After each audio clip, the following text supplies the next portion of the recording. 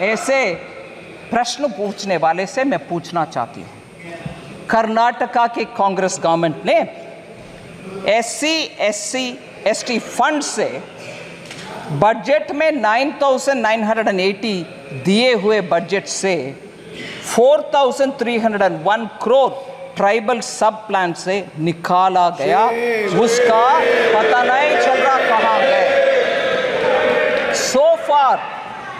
So far of the total, Karnataka government has spent 2,228 crore, including 1,587 crore from the SC, ST sub-plan and 641 crore from the tribal sub-plan specifically. God knows where this is going. Because this has been questioned in Karnataka itself by the leader of the opposition and the media. I want to ask माननीय former chief minister Charanjit Channi ji, आपके leader से बात करिए, कर्नाटका में जाकर के SC का हालात के ऊपर प्रश्न पूछिए। इधर पूछने का आवश्यकता नहीं है, उधर कांग्रेस गवर्नमेंट में हो रही है इतनी सारी घपला। फिर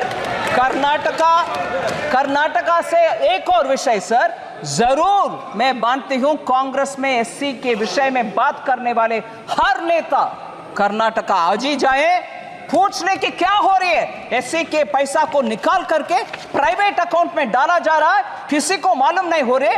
SC के ऊपर इधर लेक्चर हो रही है। वाल्मीकि विषय, कर्नाटका महर्षि Valmiki scheduled tribes development corporation scam, बड़ा सा स्कैम सर। इसमें सर विषय देख लीजिए, कितना इंटरेस्टिंग बात।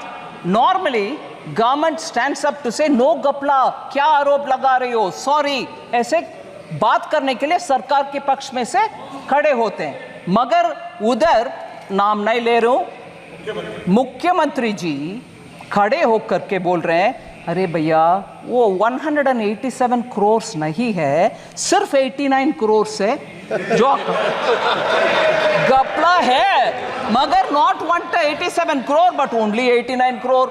ये देख लीजिए क्या कॉन्फिडेंस, यही कांग्रेस है।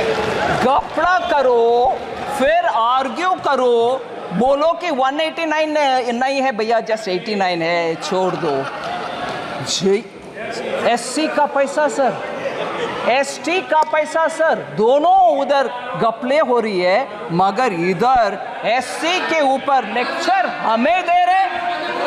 SC के ऊपर चीफ मिनिस्टर पंजाब के प्रश्न पूछ रहे।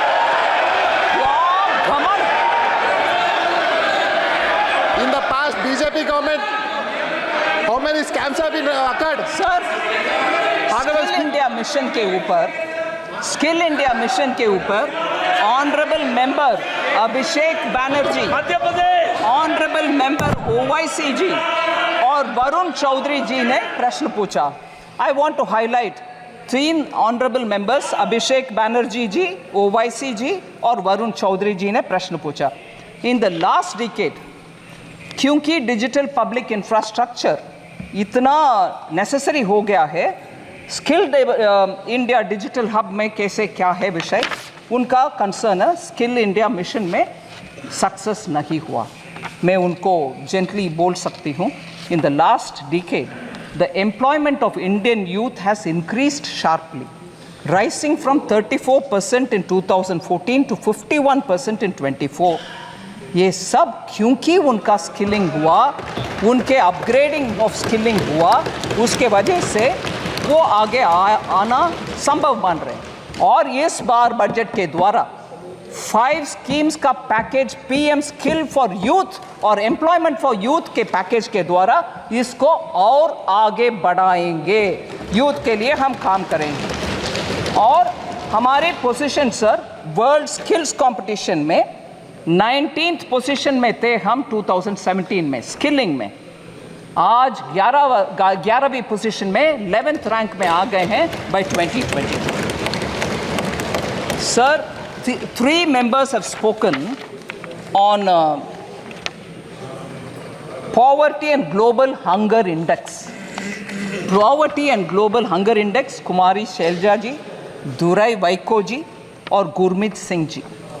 Sir, I want to first of all, with all humility and modesty say, flawed indicators such as the global hunger index for India's sake may not work out. I am not saying because you have raised a point, but I'll tell you why. In सबके विश्वसनीयता, I'll try to say it in Hindi, sir. मैं इस global hunger index की विश्वसनीयता पे कुछ बात रखना चाहती हूँ. हाँ, मैं प्रश्न रखना चाहती हूँ. हाँ, मैं जो विषय मैं क्वेश्चन के द्वारा जवाब दे रही हूँ. Conflict ridden countries sir, Pakistan जैसे कंट्रीज को, सूडान जैसे कंट्रीज को भारत से आगे रैंकिंग कैसे मिल रहा है सर? अफ्रीकन नेशंस में आज भी उनका पर कैपिटा इनकम भी कम है. फिर पाकिस्तान में आज तक आटा के क्यों, मैं I am not saying it in a sense of you look at them they are suffering, no, I don't want them to suffer, but it is a reality. Today they are not able to obtain even basic food. Here 80 crore लोग के लिए भारत देश में मुफ्त में हम अनाज दे रहे हैं, फिर भी हंगर इंडेक्स में हाई है. ये कैसे ये विश्वसनीयता स्थापित करेंगे?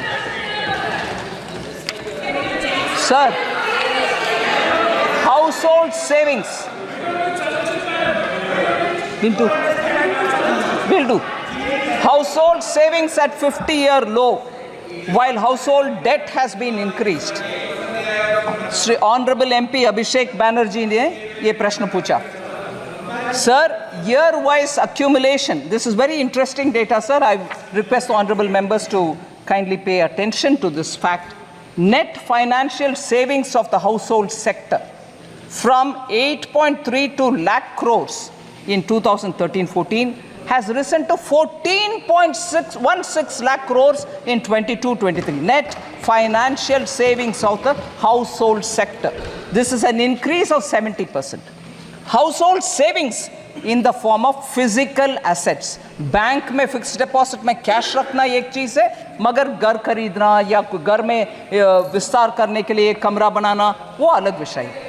Today in the form of physical assets, sir, construction of houses or other immovable properties increased from 14 lakh crores in 2013-14 to 35 lakh crores in 22-23. It clearly indicates a shift of savings in the form of physical assets rather than in the form of financial assets. The registered investor base at the National Stock Exchange has tripled from March 2020 to 2024 to 9.2 crores of Indians 31 March 2024 tak.